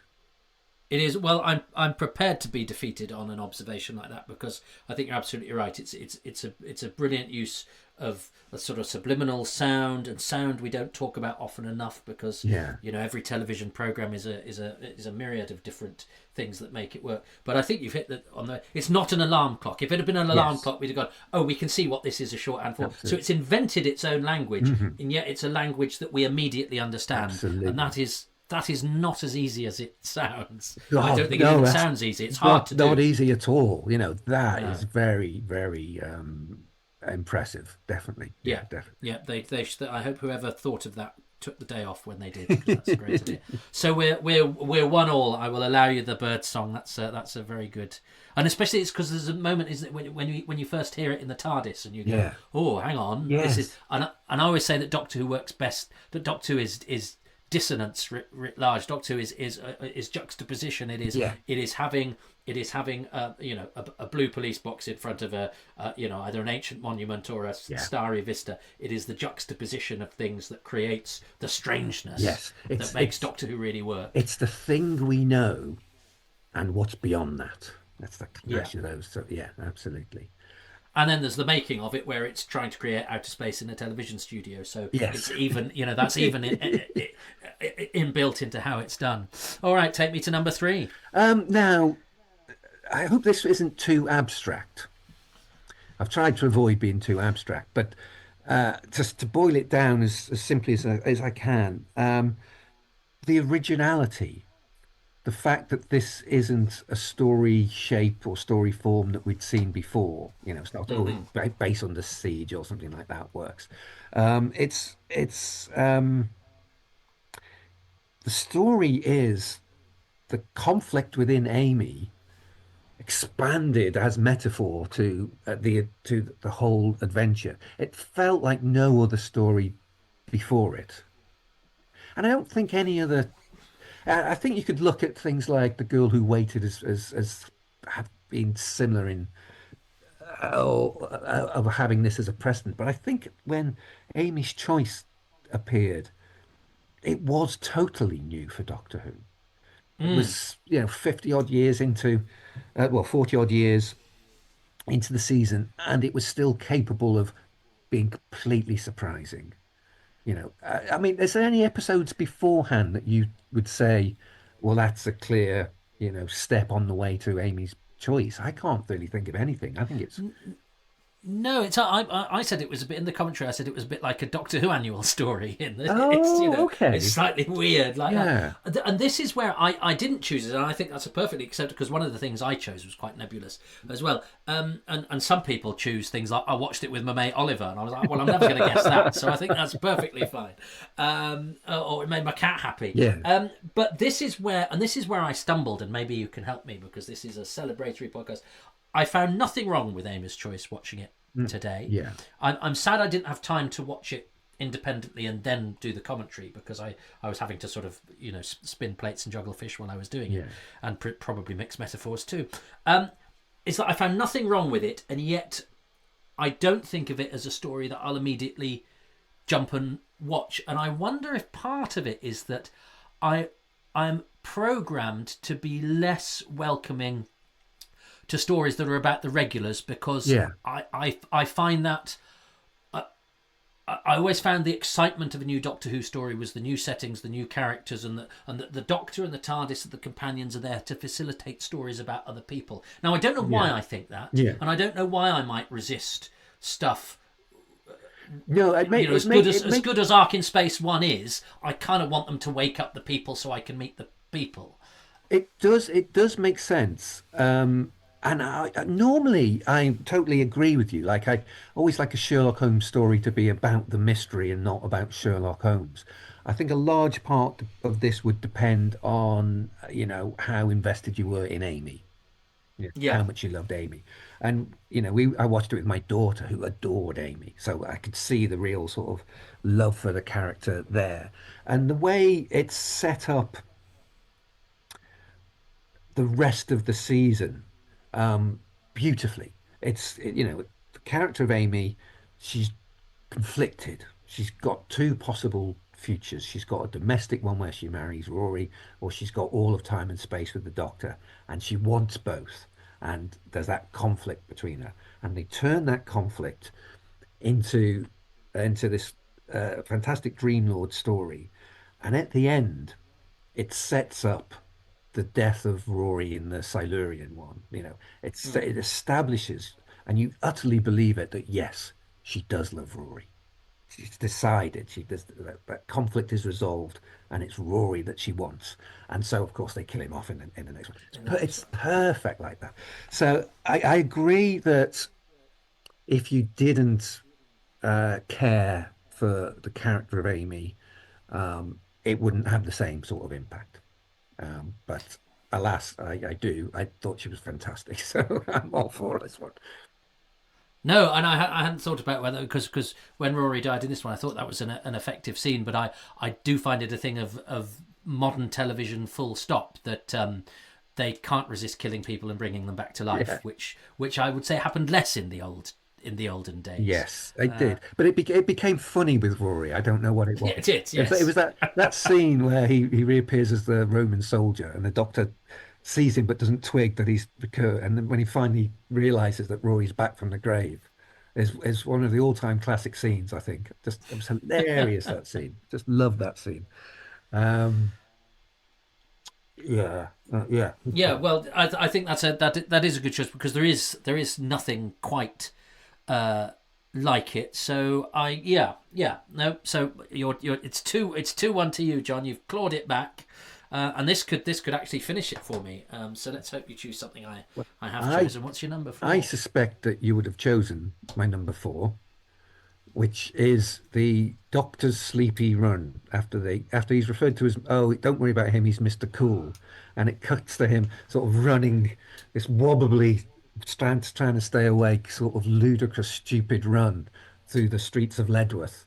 Um, No, it's brilliant, and I was probably gassing on about some actor fact or something. So now I'm ah, hoist by my own pedantry. it's It's brilliant. It's perfect Matt Smith, it's isn't it? perfect, Matt Smith. It's the fact that he was such a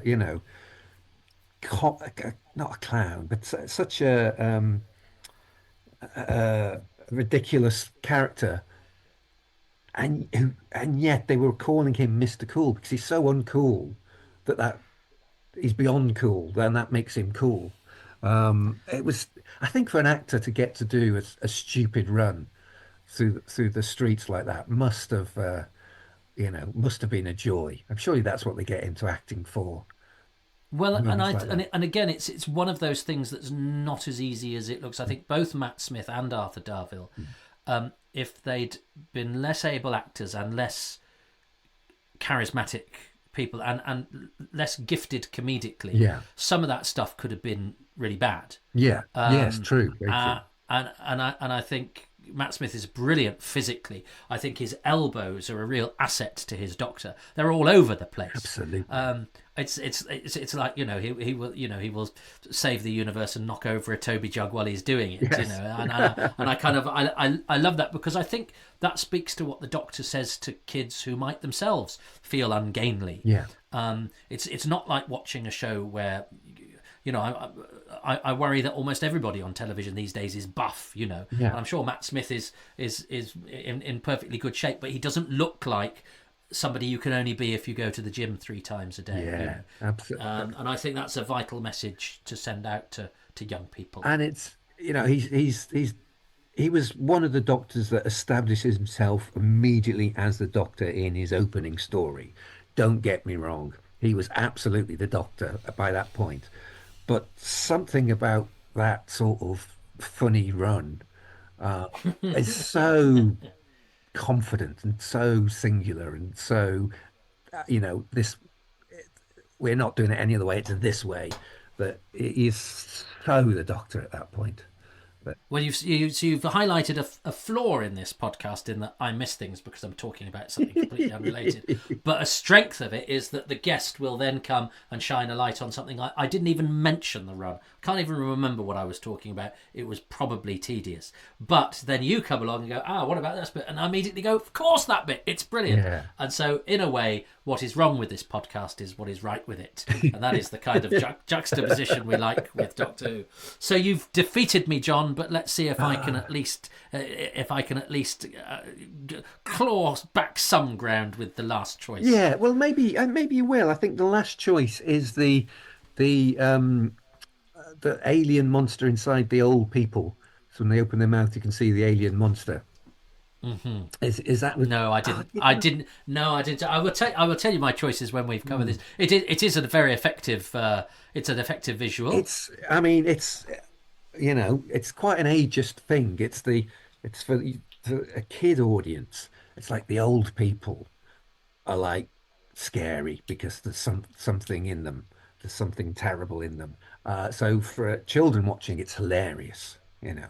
But also thematically, it is what Amy was scared of, you know, the domestic choice, yeah, the sort of maternal life that she could have had with marriage and children and things like that. The idea of something inside her and her getting old, her being old and something inside her was absolutely her fears. So it makes total thematic sense that in that particular world created by the Dream Lord, that's the monster. It's her Mm. fear. It's clever on all these different levels. And if something can be thematically good like that, but also really funny when you're seven, Mm. you've got it.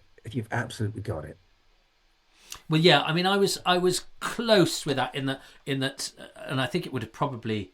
I think it may even have been the first thing I chose. Is that for me the real selling point of the story is I just love that Simon and I, when asked to write Doctor Who, went, I will make my baddies marauding old Yes. people. I think that is such a great guy because it speaks to that juxtaposition Yeah. of things. It speaks to that taking something familiar and turning it bad. And I'm sure there would be a few people today saying, "Oh, yeah, but I don't want Doctor Who to make people scared of their grandparents." But I think the story is light enough because it's a Yeah. sort of trippy, dreamy story rather than one where people get their guts wrenched out or there are big explosions or whatever.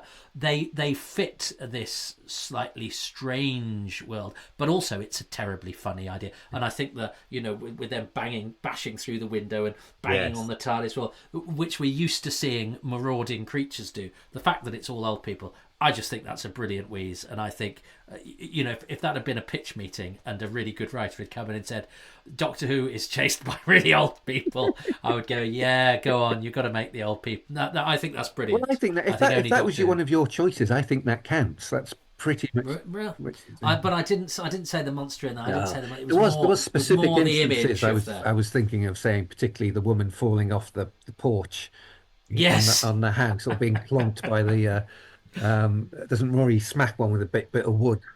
he does. He does, and I think Doctor Who is sort of about it's containable. Nobody I think is going to go right. Nobody would think that's saying you should go out and smash a granny over the head. Yeah.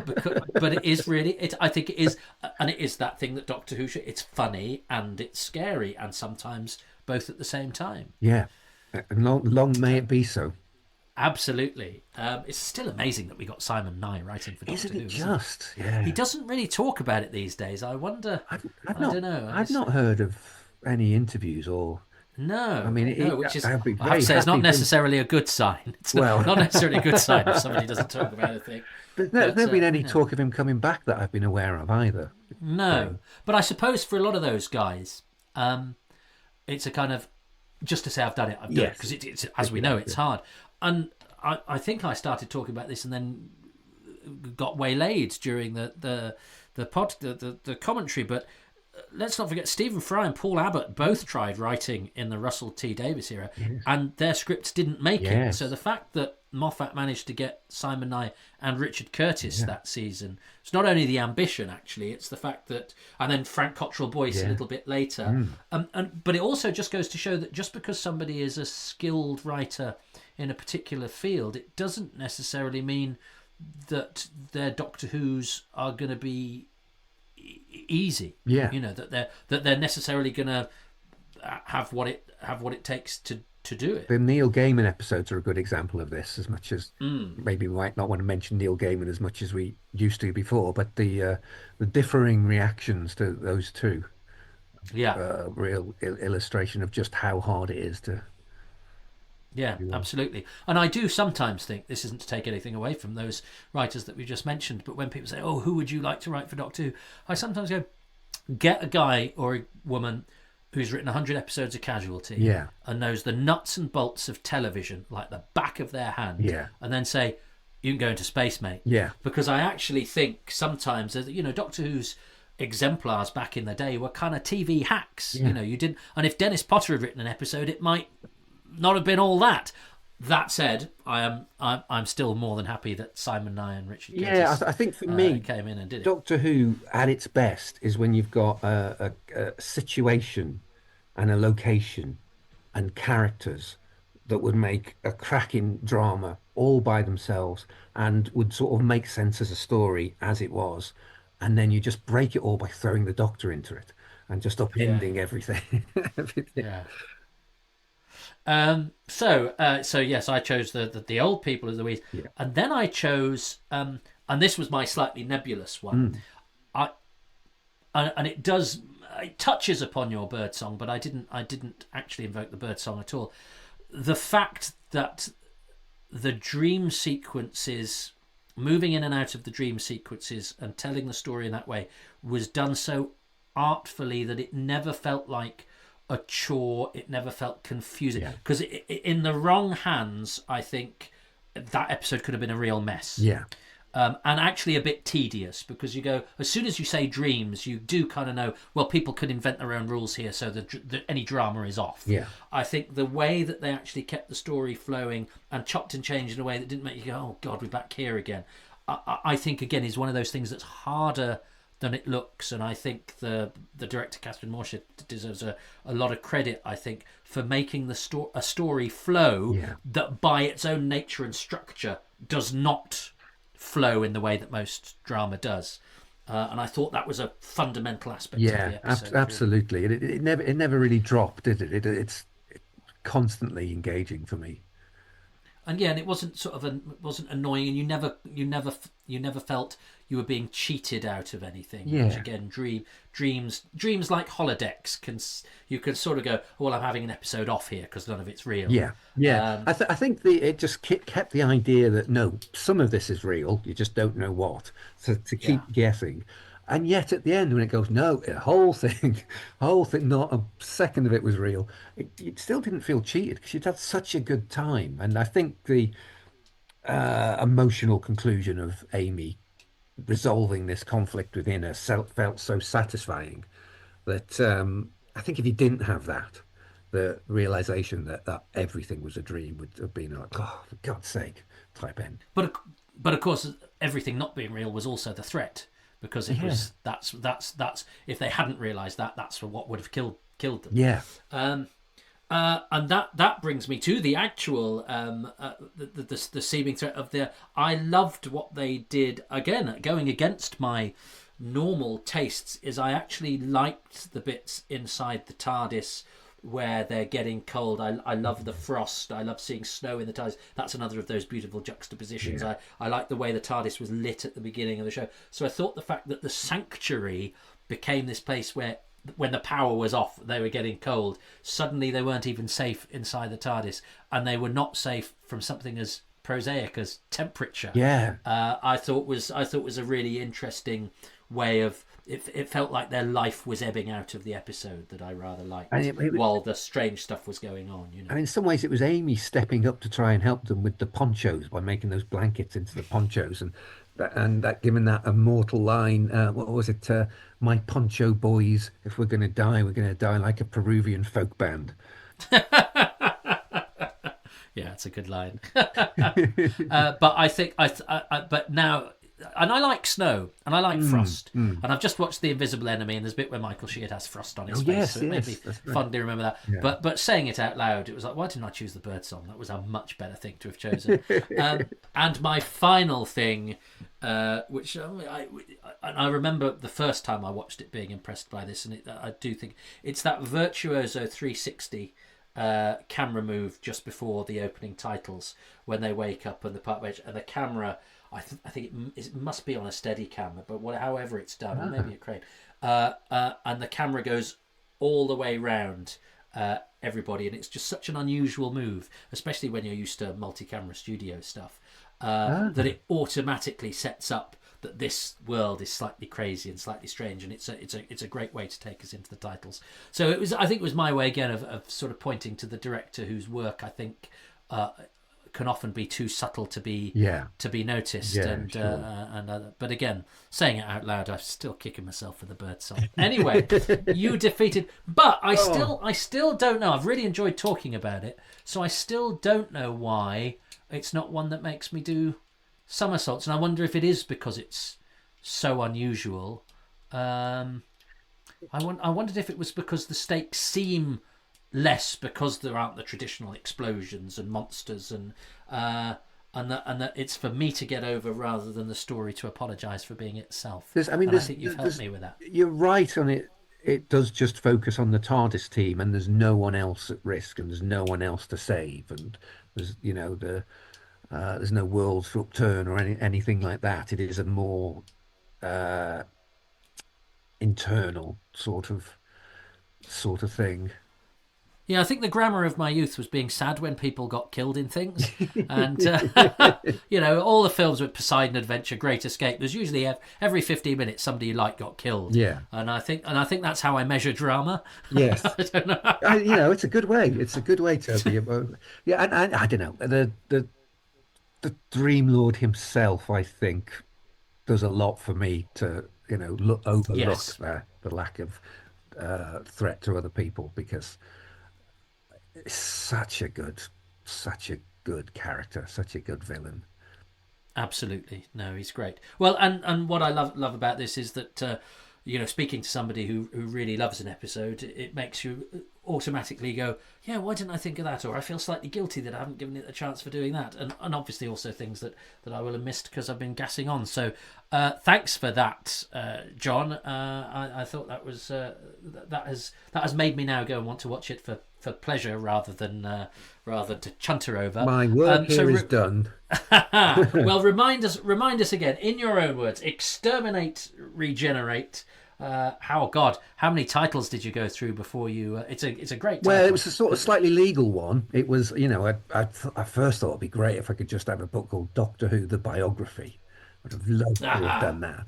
But the danger was that would pass itself off as an official book. So I wasn't legally allowed to have the words Doctor Who in the actual title. In the subtitle, sure, that's fine. But in the actual title. So then I thought, what are the most Doctor Who-y words I could have? Basically, the, It's brilliant. standard English words that you're allowed to use, but they're just Doctor Who, and it's the yin yang of the whole thing, really. Death and That rebirth. constant Yeah, death and rebirth, that constant growth and change, and that's at the heart of the series and at the heart of the character. It seemed to work well. Although I've been doing book talks and we've got badges, exterminate, regenerate badges, and weirdly, people take the exterminate ones and not the regenerate ones. well, I I thought think they'd that just says take one of, something about the world I thought today. they'd take one of each, but they just want exterminate. So make of that what you will. Says something about our programming. Um, and are you pleased with the response? Because everywhere I've seen has been Been lovely. extremely It's good been feedback. so lovely. And because when I first said, "Oh, I'm going to do a book on Doctor Who," it was striking, like the amount of people who went, "Oh, you're brave," like, and that was people who were fans, and also people who weren't fans. Like that was the general consensus that if you go into the Doctor Who world, you're going to have a terrible sort of time. But I've just been so struck by just how lovely everyone has been, particularly people who've come to the talks I've done at bookshops and things like that. And just it's just become very clear that the image of Doctor Who fans as spiky and angry, it's just a fraction of a percent of them. The majority are just, they just love this thing and you love this thing. So you can connect on that sort of level. And it's, I mean, everybody should enthuse about something, but something as imaginative and as wild and as vivid as this. People who like it, they're going to be all right, aren't they? Mostly. Yeah, I think so. It's a reminder that the online world isn't the world. But it's Yeah, so easy to to get to sucked into think that. that because there's some people online and the sort of the hate tubers and the Mm. and other people who don't watch it, don't like it, but they want to use it to attack the BBC or to attack progressive values or anything like that. That whole sort of noise. And it's been quite an interesting thing to have the book coming out at the same time as the new series, when the overall media narrative around the new series has been so overwhelmingly, well, it's over, it's doomed, Shooty's left, and Mm. all that sort of thing, giving me a sort of a chance to sort of stand up and go, you're missing how amazing this thing is. Look how amazing this thing is.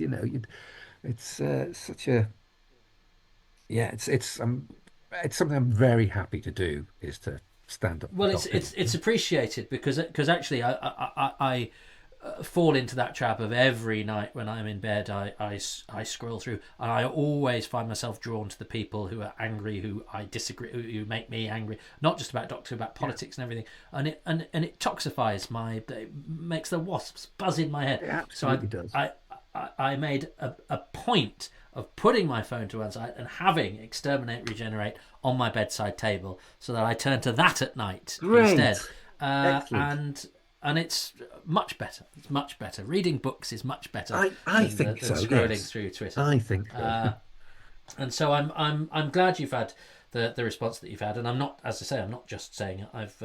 I think it seems it seems such an obvious book for somebody to have written, and yet nobody has until now, and you've done a fantastic job. So I hope you have great success with And it, if John. if And someone had written it, it would have saved me a lot of work. well, now you just got to. Oh God, what are you going to do? What are you turning your attention to next? Oh, I've got, well, it's too early to talk about publicly, but there's a couple of books on the Excellent. on the way. I'm keeping Well busy, done. Toby, put it that way. Good for you. Give me your social media handles and so, well, not me, but say them out loud so that the listeners know where to find you. Well, I mean, my website is www.johnhiggs.com, and everything sort of links to there. I have a free newsletter that's well worth signing up uh, to keep a track of what's happening and little essays and all that sort of stuff. And I'm on Instagram and Blue Sky, but I'm not really anywhere else. Beautiful. Well, we'll say proper goodbyes off outside of the episode, but for the purposes of this broadcast, John Higgs, writer of Exterminate, Regenerate, which is out now. Thanks so much for choosing Amy's Choice. Ah, real pleasure, Toby. Lovely talking to you.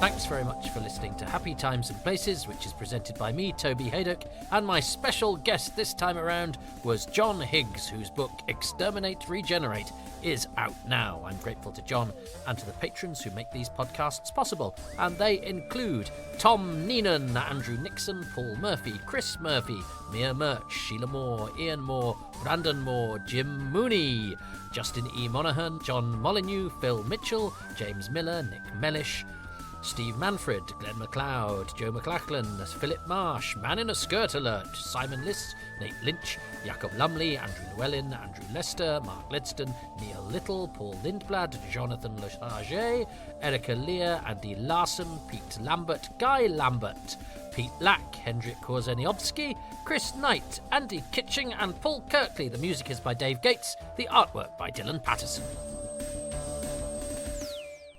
If you were stunned by how the name sounded being read out on the credits, well, people paid for that, you know. For as little as £3 a month, you can be a member of patreon.com/Toby Hadoke.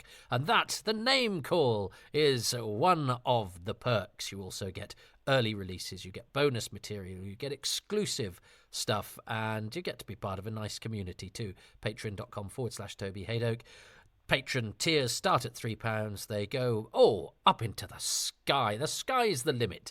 But you get everything at the lowest tier. And if you would like to support financially, but on a less than regular basis and just do it every now and again, there's a way you can do that too at kofi.com/Toby Hadoke. But, I know times are tough, and I know that this sort of stuff to some is worth listening to but not worth paying for. I understand that. I'm grateful that you do the listening, but I do appreciate any support you could give that's non-financial, like thumbs ups, like 5-star reviews, like liking, like subscribing, and doing all the things that polish the algorithms of these broadcasts out there in the big wide world of cyberspace. I was going to call it the jungle of cyberspace, but do you have jungle in space? I think that would have been a mixed metaphor, and I do too many of those. I mix my metaphors like... Let's not get into what I mix my metaphors like. So yes, any support, financial or otherwise, is hugely appreciated. I'm on all the social media. I'm on Instagram at toby.hadoke. I've gone to Blue Sky, but I'm also still on Twitter because I'm the Patrick Troughton of social media. I've got a girl in every cyberport. And I also have a Facebook page that you can, do whatever you do with that. Click, like, hang around, ogle, whatever. And I also have a website, tobyhadoke.com. And Twitter I have at Hadoke Podcasts and at Toby Hadoke. And there's a YouTube channel. You'll find these, without any moving pictures or anything, but they're there because that's another way of digesting this stuff. I don't know what my microphone's like, but just before I used the word digesting, I could hear my own digestion. So if that's what that was, if you heard it, my tummy rumbled like a wrong'un. But I'm going to leave that in to prove that it's live. It's not live, but to prove that I'm not a robot.